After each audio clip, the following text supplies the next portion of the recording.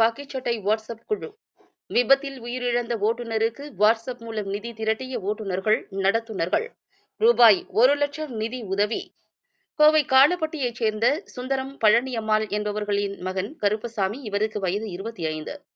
தனியார் பேருந்து ஓட்டுநரான இவர் கடந்த 8ஆம் தேதி பேரூர் செட்டிப்பாளையம் பெட்ரோல் பங்கில் பேருந்தை நிறுத்திவிட்டு இரவில் பேருந்துக்கு அடியில் படுத்து உறங்கியுள்ளார்.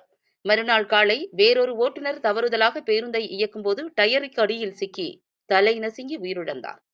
இந்த கோர விபத்தில் இறந்த கருப்புசாமியின் குடும்பத்திற்கு உதவும் வகையில் கோவை மாவட்ட அரசு மற்றும் தனியார் ஓட்டுநர்கள், நடத்துனர்கள் கோயம்புத்தூர் காக்கிச்சட்டை என்ற வாட்ஸ்அப் குழு மூலம் இணைந்து நிதி திரட்டியுள்ளனர்.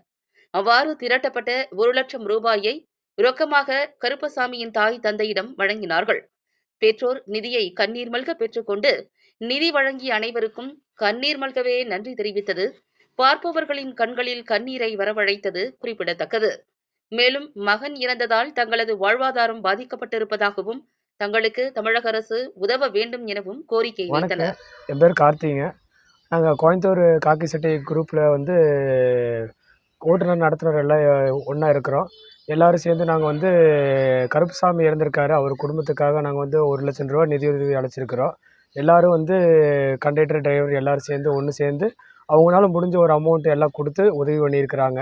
அவங்க மூலிமா நாங்கள் இப்போ கருப்புசாமி குடும்பத்துக்காக ஆதரவு சொல்கிறதுக்காக நேரில் அவங்க கொடுத்த பணத்தை அவங்க கையில் கொடுத்துட்டு நாங்கள் ஆதரவு சொல்லியிருக்கோம்.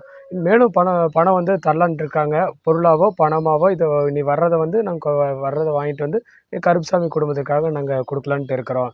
இது மாதிரி ஏதாவது ஒரு தவறுகள் நடந்து இது மாதிரி ஒரு உயிரிழப்பு ஏற்பட்டுருச்சு அப்படின்னா இனிமேல் எங்கள் குழு சார்பாக நாங்கள் இனிமேல் அந்த குடும்பத்திற்காக எங்களால் முடிஞ்ச ஒரு உதவியை நாங்கள் பண்ணலான்ட்டு இருக்கிறோம்.